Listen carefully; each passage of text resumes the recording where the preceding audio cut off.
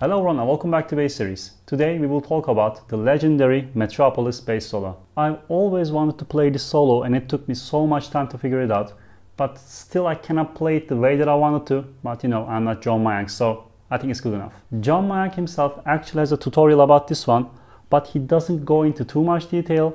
He just plays it one time, plays one time fast, one time slow, and he gets it done, he finishes it up. He probably doesn't even realize how hard the solo is. Now let's analyze the solo and simplify the techniques. Solo starts with the F sharp on the E string. We play that with our index finger, tap that with our index finger, and we play the octave with our ring finger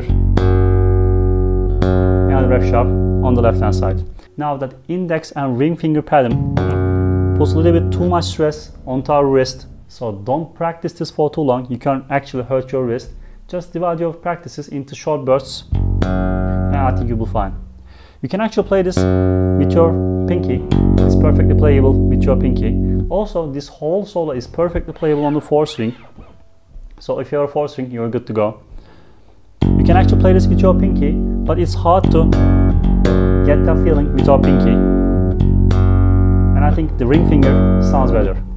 So if you can't reach that with your ring finger, you can play that with your pinky also.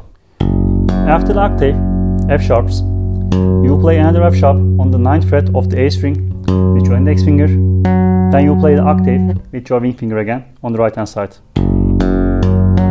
Actually, those two notes are the same notes on different strings. Okay. First thing you will practice is you will move that shape across the solo, across the fretboard, which is the 2nd fret, 3rd fret, half step, a whole step, 12th fret there, 5th fret on the left hand side, 12th fret on the right hand side, 9th fret and 14th fret. Same shape, all octaves.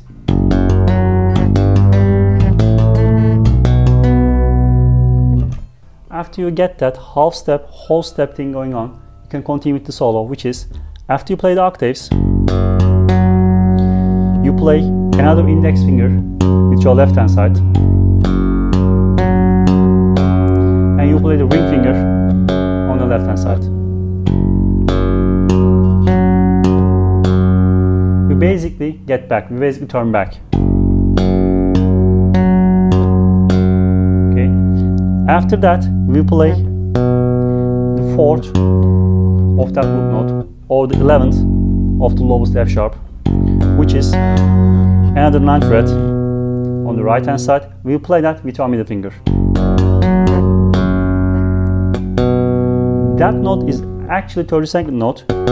We will double tap there and we will play the 9th fret. Okay, you double tap that. This is probably the hardest part of the solo, so we need to simplify that. First, play that note as a 16th note. Don't double tap, play just this.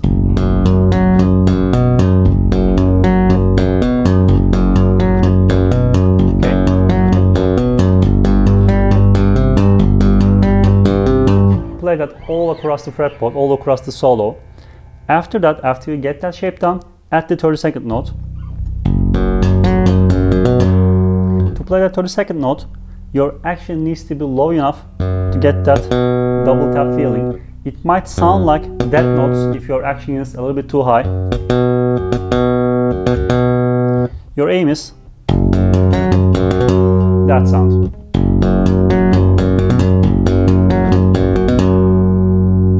One more tip, for doing that double tap, I'm not actually lifting my middle finger on the D string, so my string gets lower as I'm pressing down with my left hand, so the double tap gets easier.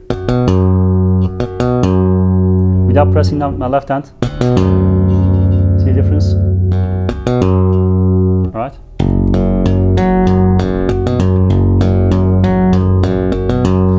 Practice that, practice each step really slow and really patient. I think it's one of the hardest things you can play on bass, so it might take time. Just be patient, stick with it, and you'll be fine.